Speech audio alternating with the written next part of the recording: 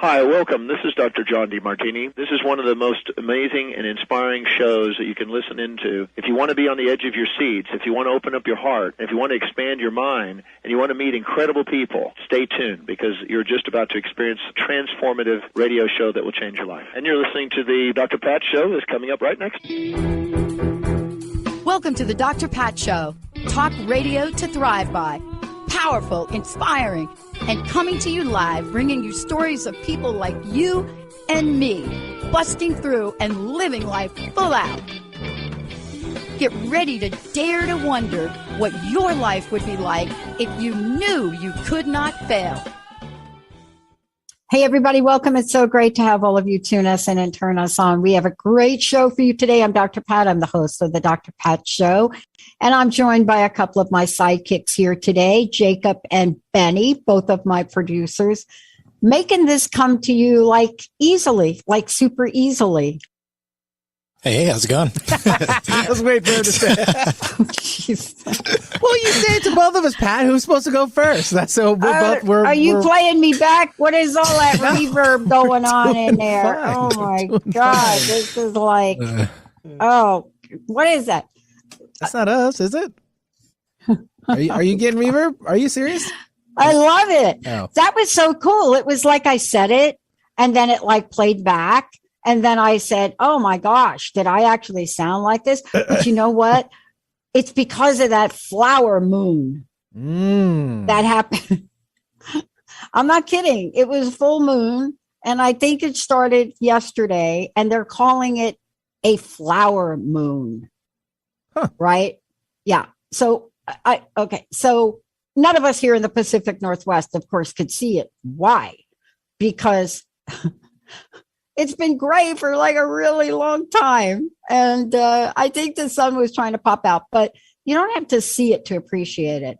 You know, from an astrological perspective, they're calling it a lunar eclipse. They're calling it a flower moon.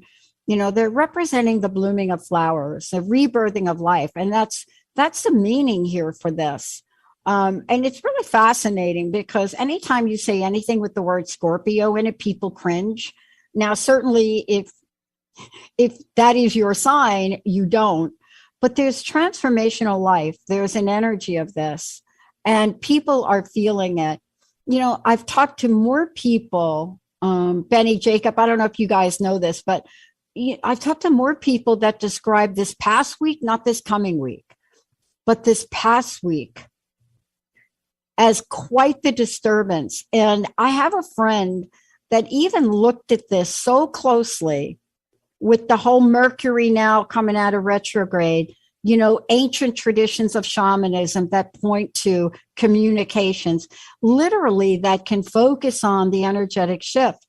And so when I was talking to my friend about 4 weeks ago, she said to me, something is going to happen at a national level with communication and you won't believe it. And I just thought that happens every day, dude. Like, okay, that's not a prediction. That's like every day. Every day in the United States, there's something that comes on and it's like something. She said, no, something. Secrets will be revealed. Now, we now know that is true, especially when we think about what is being revealed to us. But then there's the shift of energy. And when there's a shift of energy, are we prepared for it? You know, are we in the very core of who we are? Is our soul guiding the ship? Is there something that is within each and every one of us that helps us interpret, that helps us take action? And I got to tell you, almost every one of the hosts I've talked with last week was this incredible week of stuff just piling up to be done with. Now, here's the question for our show today. And I want to introduce you to Daniel Moeller. The Shamanic Soul. What is it about the Shamanic Soul? What is it about this that we could learn? This is a guidebook, but this isn't just that. You know, this is written by practitioner of Peruvian shamanism, And Daniel teaches us shamanism through some very interesting methods, healing, spell work. But one of the things that we learn about the ancient and the modern is that there is a connection, right? It's like, why are people feeling the energy of things? Why are people looking at this flower moon, this eclipse? What is it we look for? But the question really is, are we really doing anything new? No, because when we hear from Daniel in the fantastic book that he's written, we're going to go through this. I just love, there's so many things about this I love. What is it about us, our shamanic bodies, that could be almost like this guidepost, right? What is it about what we learn and bring forward? And is my greatest fear going to come to pass, or are the Daniels of the world going to help us? Are we going to lose this knowledge? Daniel, great to have you. Welcome to the show. Hi, nice to see you, Dr. Pat. Great to have you. Yeah, thank you so much. A lot of questions. I'm not going to throw them all at you at once, but when my friend said that to me like 4 weeks ago, I think it was like in April or something, I'm like, what are you talking about? She said, look, if you go back in time and you go back into ancient messaging, but if you can connect that to your soul, you can connect that to your soul journey, then Pat, I guarantee you somewhere in May, you will call me and you will say, dude, you got it right. Of course, she got to me first, and what she was talking about is the whole Supreme Court leak. That. But the question I have for you is this: look, you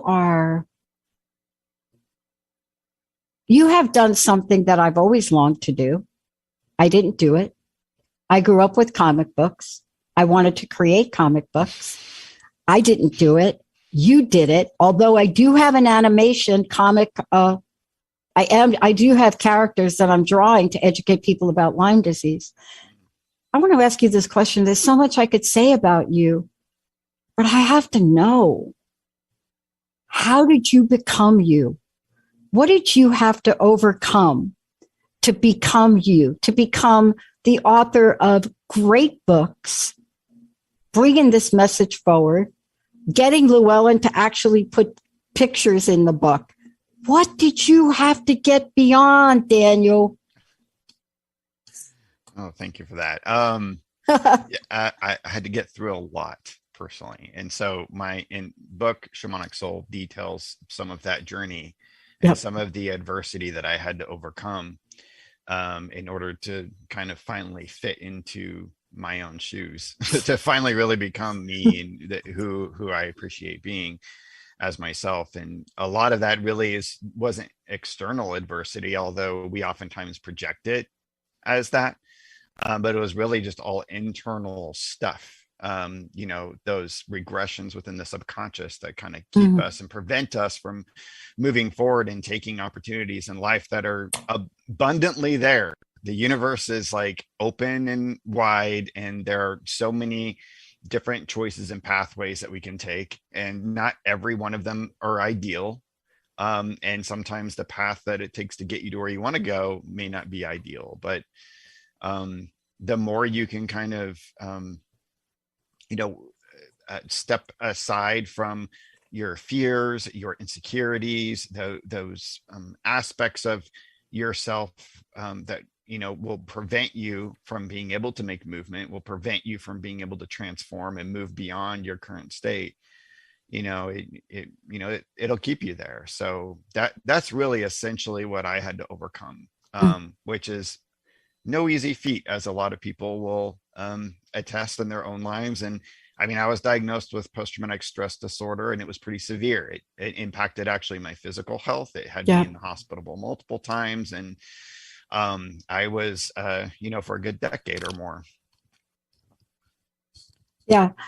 You and I have a lot of things in common, right? Obviously, yes, we do. We really do. It's crazy. But the reason I do this, I love this. I can't remember where in your book you say this. And for those of you just tuning in, I think Jacob's going to show you copies of the book, The Shamanic Soul. Something's happening to me, right? You would think that at this point in time in my life, like I'd be done, right? But when I get the honor of interviewing somebody like you, Daniel, and get to honor your work and your journey, and especially since my latest discovery, I still can't even make sense of this, to be honest with you. My grandfather being born in Brazil, the greatest secret of all time, but then the internet, so you can't hide from your relatives anymore because like they have your name, right? There's something that shifts in us. But the shamanic soul, I mean, honestly, when just saying it, the vibration, shamanic soul is powerful. I am so afraid we're going to lose these teachings. How important is it for you to pass the baton and keep this going? And what is your experience, if you could, with the shamanic soul? Well, in terms of the importance of these teachings, it's absolutely vital. The minute I entered my training with my maestro, I understood the importance of carrying this lineage forward that has been alive for thousands of years. And it's not really about my specific lineage. It's about the core teachings of all of the earth honoring traditions across the planet, which is it's not necessarily about replicating the ceremonies of the past, more so than honoring and recognizing, what the past is trying to help us remember, which is, for me, what that shamanic soul is our direct connection with Pachamama, with Mother Earth, and not just her, but the soul of her. We are expressions of that world soul, that animus mundi, as the Greeks call it. We are vital creative components of this planet that are here to have relationship with her. And when we do, we can tap into our own sort of soul lock, as I like to call it, our soul pathway, our ability to find our flow, I think is how I refer to it in the book, of what you're kind of here to do. As an expression of the world soul, as an expression of Pachamama herself. So I always like to remind people, this isn't just a spiritual thing either. Biologically, particle wise, we came out of the mother. We are literally physically her children, and to honor that and recognize that. And for me, soul is less of an esoteric spiritual concept and more of just what I like to relate it to is jazz or art. It's the ability for that human to tap into that connection and then just letting that energy flow, whether it's through dance, music, what you're doing here, Dr. Pat, having conversations and us just reminding each other that we're all connected and we're all connected to this one organism. And she's our mama, and let's start gearing things in a more positive direction, and have less division and so on and so forth. Yeah, I love this. I love this conversation. That's why I had to get the backdrop for people to really understand, Daniel, from your perspective and the way you've written the book.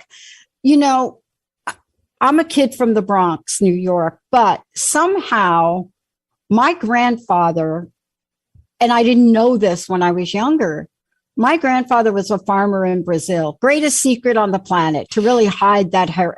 To have an entire family keep a secret that grandpa and papa's mama were born in Brazil and farming, and then change the name, and then change his ethnicity, he went from Brazilian to Italian, and he changed the letter at the end of it was just crazy. But when he came over, See, this is what I remember. This is really to your point. I got to spend time with Papa in the Bronx on a lot where he had used tires and he had a shack. And in the shack, I could tell you the smell of the kerosene and the oil painting. And as you went out the back of the shack, rows and rows and rows, vegetables and herbs, and you could smell them. And what I love about this is, and I don't know if this is factual, so can you fact check me? I don't know of a culture in our origins that didn't start out with an absolute absorption to Pachamama, to absolute absorption to the earth. Now, Greta Thunberg is trying to help us remember, but why is it we forget that that is where we started, Daniel? Mm-hmm. Yeah, I don't think that there is a culture, at least a spiritual tradition within the various civilizations across the planet that didn't have a shamanic root. That didn't have at its core basically a shamanic-like figure that had interaction with the unseen realms and came back to bring medicine to the people. It was what came after when people started institutionalizing that and whatnot. And I think that's where we are kind of forgetting. So if you're familiar with Douglas Adams and Hitchhiker's Guide to the Galaxy and whatnot, we have a Vogon mentality in our lives. And it's not that it's necessarily evil, but it can get there. But we have the ability to take this wonderful thing like direct revelation from some spiritual experience, mm-hmm. and we try to begin to categorize it and to distribute it through forms and through protocol and creeds and whatnot, and it becomes an established religion or a doctrine or even a book, right? Even a book, there can be some danger, and which is why in my book I try to undo a lot of what I created at the end to make room for the reader to just know and understand that it's not about having a teaching and a direct teaching and carrying it verbatim forward. It's about taking medicine from one generation to another and then passing it on to the next so mm-hmm. that they can kind of do it in their own way, mm-hmm. which is vitally important for the evolution and growth of the planet. You don't want stagnation by having a particular tradition just mm-hmm. acting the same way you don't grow and evolve and adapt, and you don't want that. So I do think that the act of forgetting, which is, there's a lot of myths across various cultures about, when a being will, and I think the Greeks have like, whenever you drink from the river of forgetfulness, whenever you come into incarnation. And so the way I was taught in my shamanic training, it's kind of like a game. It's not a bad thing we forget, because if we always remembered all the time that direct connection, mm-hmm. what fun would that be? The fun is trying to remember and trying to have that journey of reconnection again.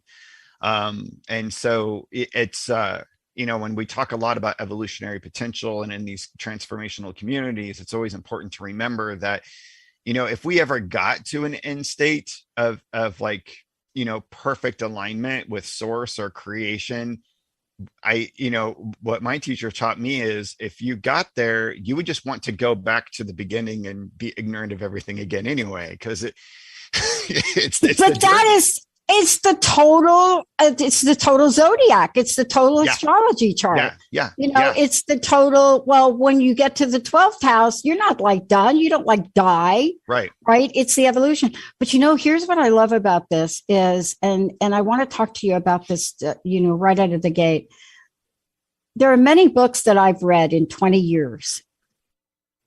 And what I really find refreshing now is when I find a book like this one, where you take us at anybody can learn this right from the beginning, the training part. And I looked at that training diagram you had and I thought, 20 years of doing this, I had no idea that there was this dynamic in operation. But what I love about it is you're able to introduce this to us in so many ways. I especially loved, the part, I think I'm stuck on trials, and I think I have a little challenge thing today. But I love that you say here under the train, the hero faces a variety of challenges to prepare for the supreme ordeal, the final battle with the dragon, as it were. Trials along the way will test your metal, that's like not metal, and therefore increase your stamina. Overcoming these challenges will make you stronger and prepare you to face the future. You see, I have heard that message from my mom and my stepmom, and she was the queen of that, but not in this context. Can you talk to the supreme ordeal, please? It's almost like I'm watching the movie Eternals, right? Where they got like the supreme being, but now we're taking it down to our life, to our journey. Yeah. So I'm paraphrasing and utilizing Joseph Campbell's monomyth paradigm, as a kind of a relational connection to shamanic training in general, and really just life in general. And that's what Joseph Campbell was trying to do, is show through all of these myths and spiritual traditions throughout the planet how they all kind of have the same pattern to them, and they're all really about having that message to us in life, and that which is a cycle about going in and facing these travails, these tribulations, and learning from that, and then returning back to community with that gained wisdom. And so the supreme ordeal isn't necessarily like a person who has to go and climb a mountain and fight a dragon, or you have to go and face the corporate paradigm that you're trying to battle in your own personal, whatever it is. And maybe that is. I did that already. I did that one. Well, I did that in 1992. So, okay. Can I check that off my list? There you go. Then you're good. You're done. So, but the supreme ordeal is really just that always, because it's a cycle. Once you're done, you're starting over again. It's always that primary roadblock that is going to be in place for you, that's going to prevent you from keeping forward on that soul path of yours, and that continued growth and evolution to make you a better you. So it can be anything. It can be your own internal thing. It could be a conditional situation in your life. So Dr. Jose Stevens relates that to your dragon. There are many dragons that we face in our lives, and he's a transpersonal psychologist. I believe that might be his preferred title, where that's how he kind of describes what the supreme ordeal is too. And he's hearkening on myth as well, right? Yeah. And you're right to mention Eternals, because we're surrounded by, all of these types of mythologies, the superhero mythology, even sports, whatever, where we're constantly facing that next, tournament, that next struggle, that next thing to get us to a better level. And athletes are a great thing to look to this. Athletes don't play, they don't just kind of tentatively show up, and they're just like, well, I didn't put much effort to it. They train all the time. Oh yeah. They're always working towards that goal, and they have to get in almost a meditative state of mind in order to be in the zone whenever they're actually in the zone. And so that the athlete is actually a great paradigm to study for people that are really interested in spiritual growth, or psychological growth, or whatever it is that you're trying to do in your life, because they're the perfect embodiment of discipline and hard work, practice, and focus. Yeah. So we're going to take a short break, but I want to just let everybody know a couple of things. Daniel, first of all, tell people the Shamanic Soul, and it is a guidebook for self-exploration, healing, and mysticism. And when we come back from break, we're going to really take it to part 2 about this. But this is not the only book. You have a number of other books that you've done. Love the comic book thing, the whole thing. I've got like comic book envy. But how do people find out about you, and how do they get a copy of your book? Please tell folks. Yeah, sure. I mean, you can find me at my website, danielmullerweb.com, but you can find the Shamanic Soul at any book distributor, but we always prefer to point people back to the publisher, llewellyn.com, and you pre-order directly from them. It's available for pre-order now, and it comes out June 8th. Yeah. And again, that's Llewellyn. And for those of you out there, make sure, and I think Jacob, once you put the book up, you could also direct them to Llewellyn's website if you could. We're going to take a short break. When we come back, there's so much that I've pulled out of the book. By the way, I read the book, so that's why I'm referencing the book. I appreciate it. But we have a current theme that we're launching this year. It's fascinating to me for our crowdfunding and our expansion. And when I used the term, some people cringed. But then I saw it in the book and I thought, I'm not changing it. He's right. He's got this nailed down. What is the phrase that Daniel uses in the book when he is like even talking about the shamanic body? What is he saying? And why is the language so strong? Let's take a short break. Benny, Jacob, we'll be right back, everybody.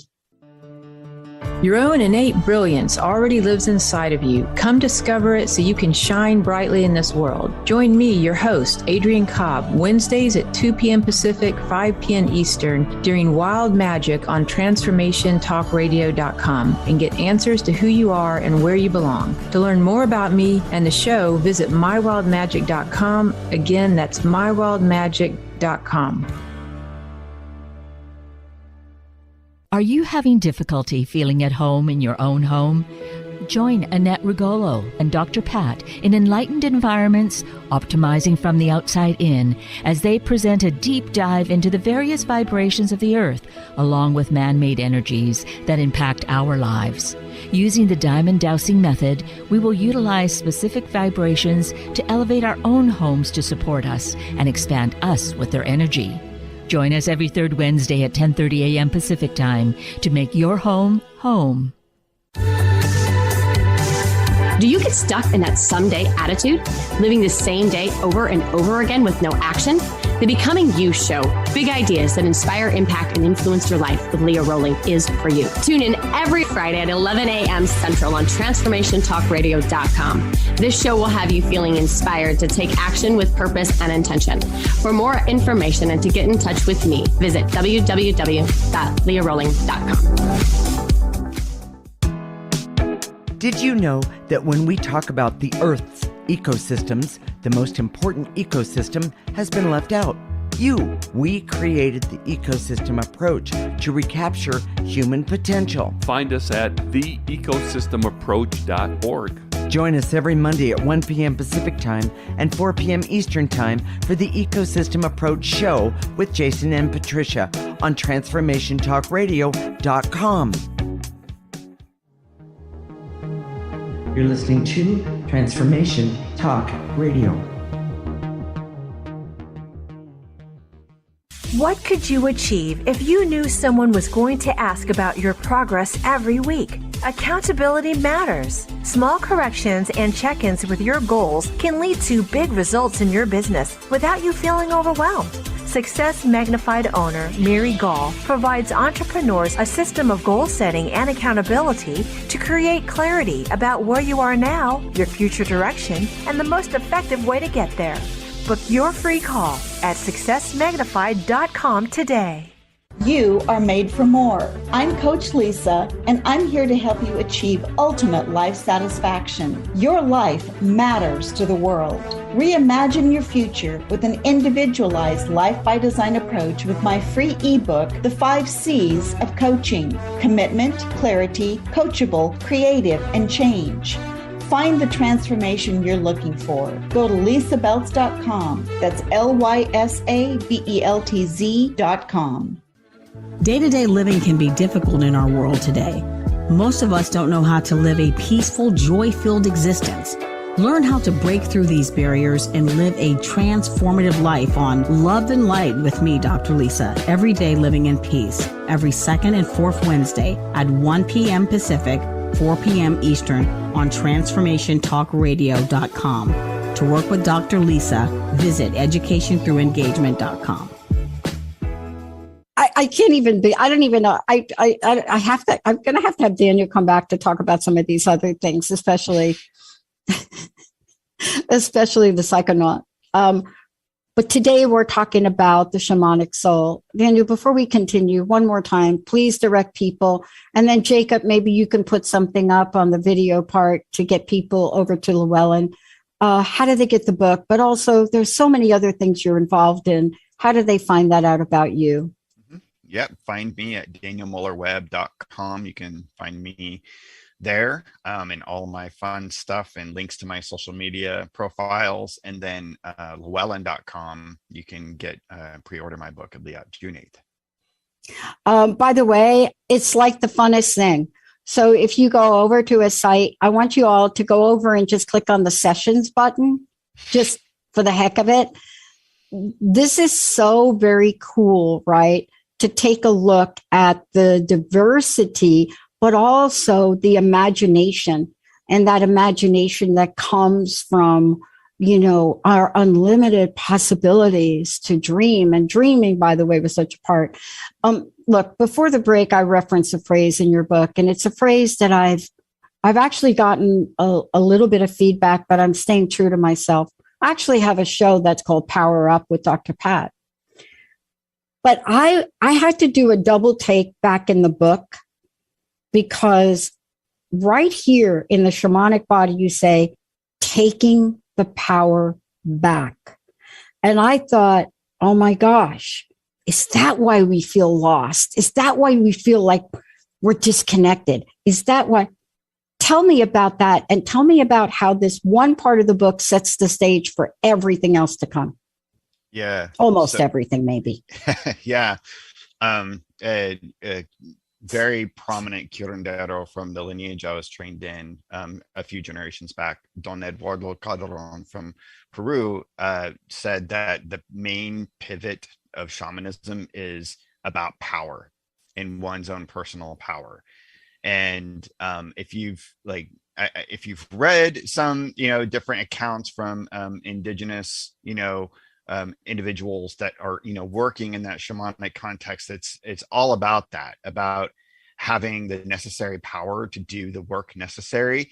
And I really kind of relate that to a personal context of one's own power. And I kind of in the book walk through a few necessary items that individuals, really should have as a core foundation before continuing forward, which is, ensuring that, you honor and recognize all knowledge, individuality, being able to be variable with life and not just be tied down to one specific thought form or way of living, focus, balance.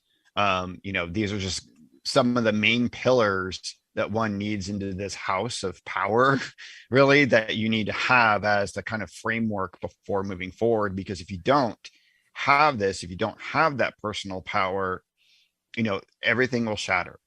And whatever change you're trying to implement won't hold and won't stay. So you have to be clear, you have to be focused and balanced, and have certain aspects of your life together and be ready to hold and contain that. And a lot of people are afraid of that. A lot of people are afraid of having their own personal power, and we don't realize, whether it's from a familial context or a societal context. I mean, just even look at social media, whatever. We give our power away all the time. We give our information away. We give our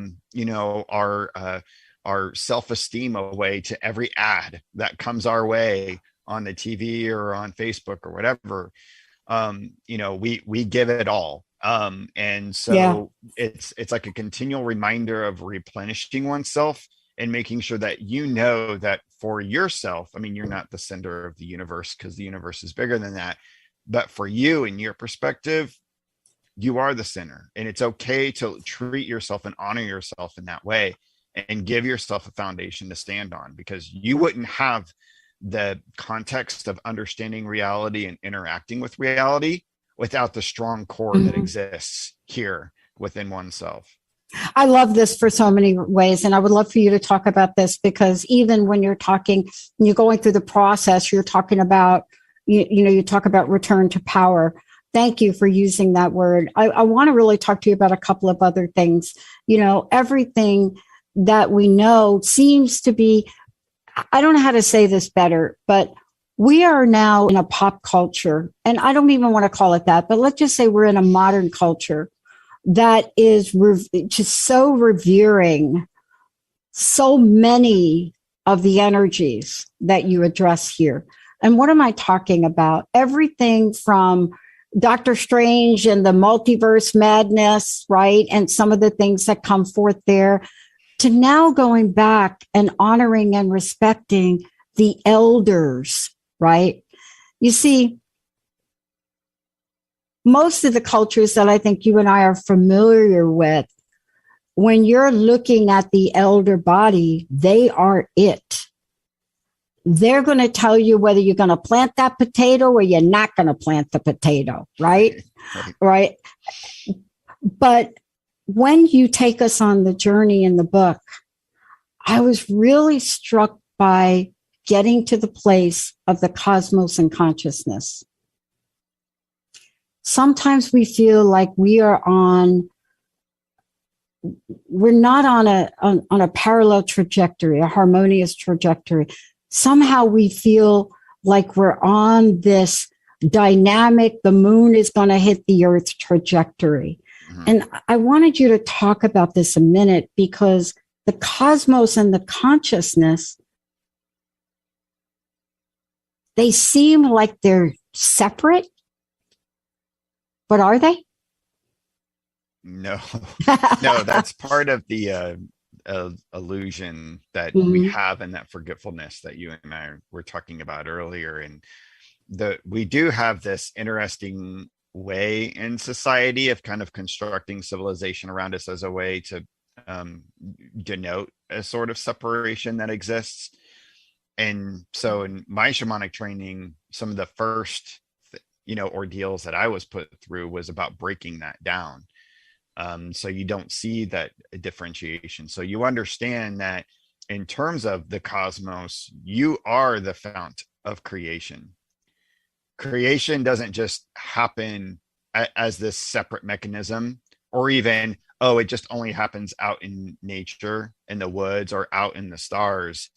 This is it. Like what we're doing right now, you and I, with the electronics, everything, like this is the fount of creation. This is the forefront of it right here.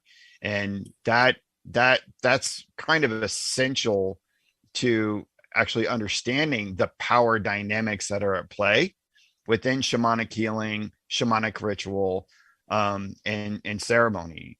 So having not just an understanding of that or an intellectual understanding, shamanic training tries to put you through ordeals so that you have that as a felt experience. You live it and you breathe it, and it's not a circumstance that's under question, really, because you're experiencing every moment.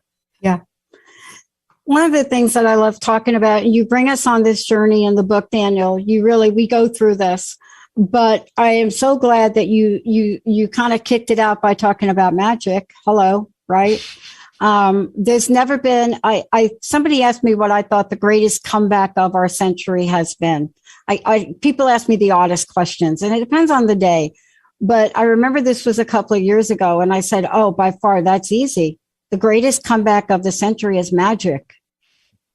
And they looked at me and they said, what are you talking about? And this was at the Harry Potter time, right? Yep. And I said, think about it. Mm-hmm. Think about something that was so like not okay, now just being revered in such an interesting way. Mm-hmm. But magic and just that word, all of this is on a path to healing, isn't it? Mm-hmm. I mean, I don't think we'd be alive as humans if people did not have these practices. I mean, what would they have done? They couldn't have gone to the pharmacy. Right. What is your thought? Yeah. Yeah, it's important to understand what magic is. My publisher made me expand that chapter a little bit because my original plan was just to have one page just saying, you know what magic is. Moving on. Yeah, no. Like everybody should know what magic is. If you were a child, you knew what magic was. Everybody's experienced Christmas. Everybody's experienced, and it's not just like this feeling though. Magic is the ability to change reality in accordance with one's will. And so that can come in a variety of ways. But it's just as magic is just as simple as watching a movie or reading a book. Your reality gets changed. You know, you come out of a movie going, whoa, that blew my mind. That's magic. If you can't read a book and your mind was changed about something, you've seen reality in a whole new way. So and I'm not trying to demean magic in any way, shape, or form, because I've seen and experienced some crazy stuff that you would only probably see in Doctor Strange or Buffy the Vampire Slayer. So that exists. But we also have to understand that magic just happens at so many levels, and a recognition of the variability of how magic manifests in our daily lives is very important and essential. Because oftentimes it will really just only manifest as that. And if we just recognize that, we see magic everywhere. Every day becomes Christmas in that regard.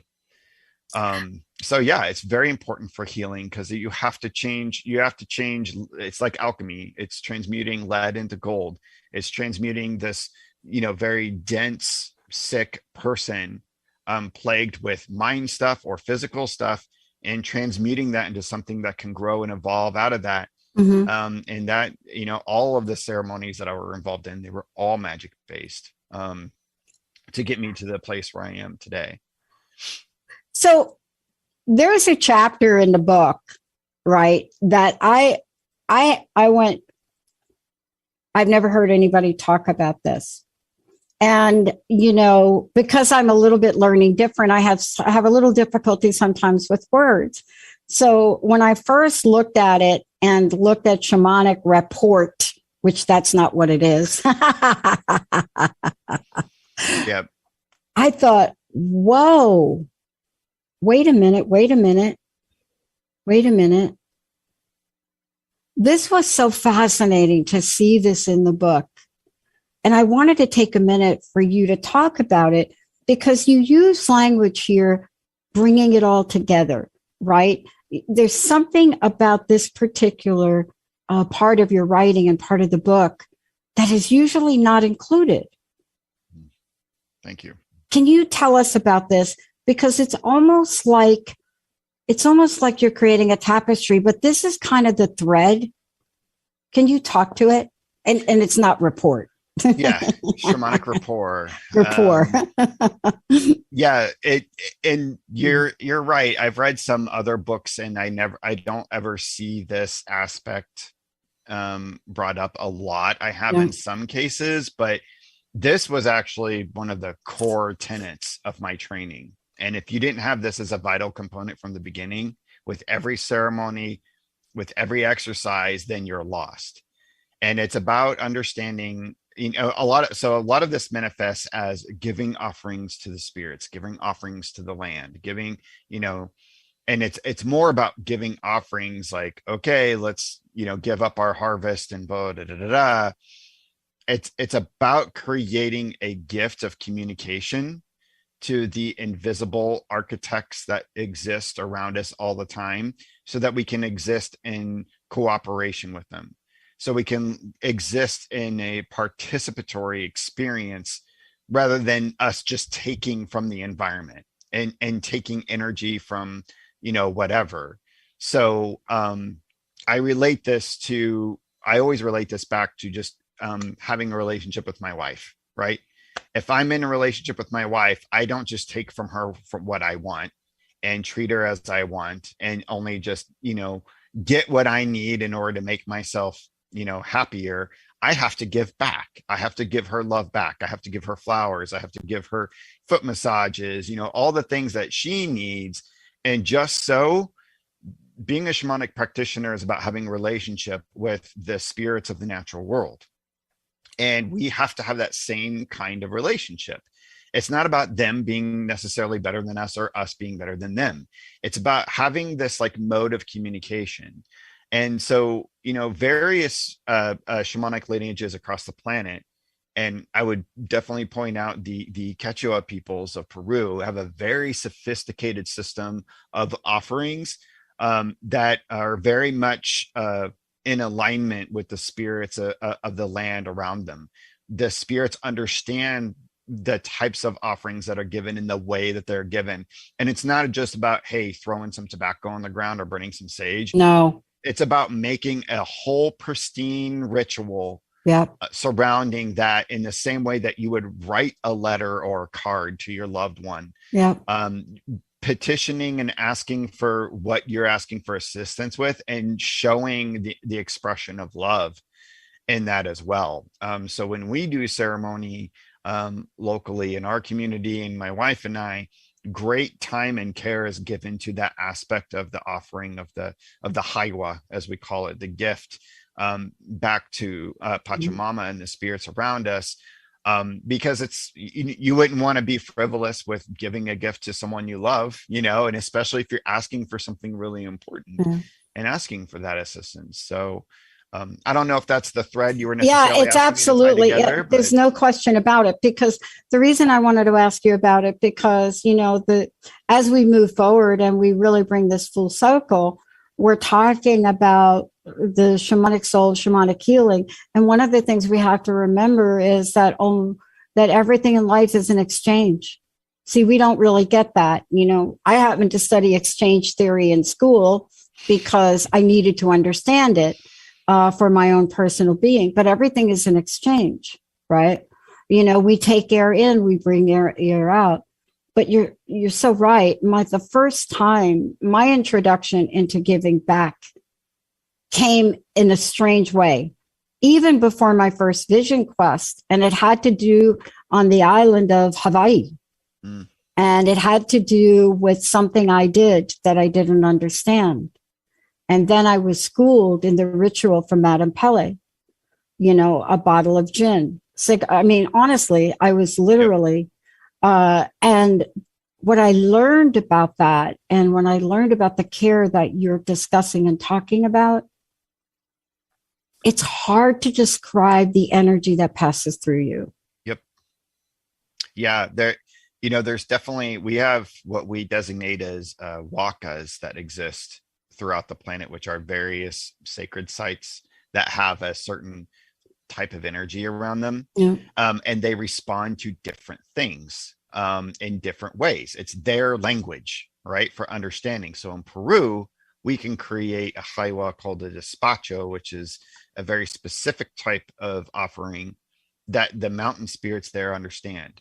Yep. There are certain areas here in North America, and we've tried it before, creating that same type of despacho, and they're like, no. And sometimes we'll even outright reject it and show ways of rejecting it right then and there. You have to learn what the spirits of that area that you live on, what they understand and what they can assimilate as information to them. And it's like, you mentioned Jen, and I was reminded of when I went and did offerings to the grave of Marie Laveau in New Orleans, cigars and whiskey, and it's just like, it's a completely different experience. But when you give it in that way, the type of energy that comes in is way different. It's like a key fitting into the right lock. Yeah. And then suddenly that energy opens, and it's very interesting. It's fascinating. And, part of this brings us to understanding that this is all in service of something so powerful. And I think that, what you bring us to in the book is healing. And I love that we use that word. I mean, not just individually, but of course, yes. But there are many, many, many energies that can be healed. And I love that you pointed that out, because my vision questing in the high desert of California and the Sierras was very different ritual, very different. Like, you're down to 3 tablespoons of water. Yep. And and you're thinking, I'm not going to, this is something I'm not going to give you. And you're like dearly mistaken about that. But you're right. Let's have a conversation about taking our healing power back. Mm-hmm. Yeah. Yeah. Healing in some regards can, be seen as a word that people don't, they will just look at it from a medical context or, and I don't want to eliminate that either, because I actually had medical healing, but it's really, I always just see it as a word. It's another word for evolution, for change, but it's very specifically tied to a state of misalignment that is getting aligned. Getting yourself back into balance, getting yourself back into focus. So kind of turning something that's from a negative into a positive, knowing that there's going to be another inverse, another negative that you're going to have to turn, because it's a cycle again. But that's kind of what we are just here to do. If people would actually focus more, not on what's going on outside of themselves and trying to change the external world. Not that we shouldn't try to implement external change. I'm not saying that. But oftentimes people focus so much on that, and then they become drained, and they don't find a way to actually have relationship with themselves first as a foundation, heal yourself, and then start having that interaction with the outside world. That's the way it worked for me personally in my own relationships. My relationships were falling apart around me. And it wasn't until like my maestro told me, like, you have to fix yourself before anything. Nothing else is going to get fixed. And you can leave that situation and go into another, and it's still going to fall apart. You have to fix yourself regardless. That's why I love when you bring us right back, though, to this idea of the shamanic soul. And you even go as far as to talk about Practicum 22, Vision Quest. Now, I don't want to spend any time talking about how I got to be on my first Vision Quest, but nothing more powerful had ever happened to me in my life. And there were no words for it. I came back looking like every bug in the high desert had a feast on my body. But I was changed. This is the introspection that you're talking about, I believe. And I think later on in the book, you really talk about the soul within. See, because you bring us back there. Don't you? Yeah. I actually had some reservations about talking about Vision Quest and doing Vision Quest, because it's definitely not an experience that I just want to throw people out there and go on. But it's definitely something, and I try to clarify that in the book, that's really something that you want to have some strong tutelage with. Yes. You want to have someone guiding you into it that has had experience in this sort of thing, and and that will know that you're doing it. And it's something that you want to work up to. It's not like, okay, cool, I got the weekend free. It's definitely something that is kind of a closing of one chapter and opening up another in your life, because you want to create conditions to where it's just you and the universe and nothing else. And you have to be energetically prepared. Totally. And what I mean by that is, first of all, I don't ever recommend doing anything like this at the level you and I are talking about without people that really know what they're doing. So that's number one. But more importantly, when the door opens, 9 times out of 10, there's a reason for you to look at walking through it. And, what you've been able to do and share with us today is the many, many different places for anyone to start. See, what you've provided with this, as you said, it is a guide, and people can start where they are. Daniel, thank you for this today. Again, please give out your website, and I'd love to know your personal message, what you'd like to leave us with today. Oh, well, my personal message is really, truly, truly just be true to your core and who you are, everyone. That shamanic soul is really just about you, and not you trying to be like anyone else ever. It's just that individual, that who you are is the most important thing that the planet and the cosmos needs. But yeah, you can find me at danielmullerweb.com, and all of my social media leaks and all the fun I have over there. And you can pick up my book at llewellyn.com. Comes out June 8th. Yeah, we got to jump on it, everybody. But so please go ahead. It's really the Shamanic Soul. Go to Daniel's site. You'll be able to see it. Go to Llewellyn. I think Jacob's put some information up there. This isn't the only book you've written. So there are other books on your website. There are other ways for people to engage with you. And thank you for keeping this real. Thank you for bringing this down to a level that, people can understand and say, wait a minute, it's not this thing that only 1% can do. Thank you for doing that, right?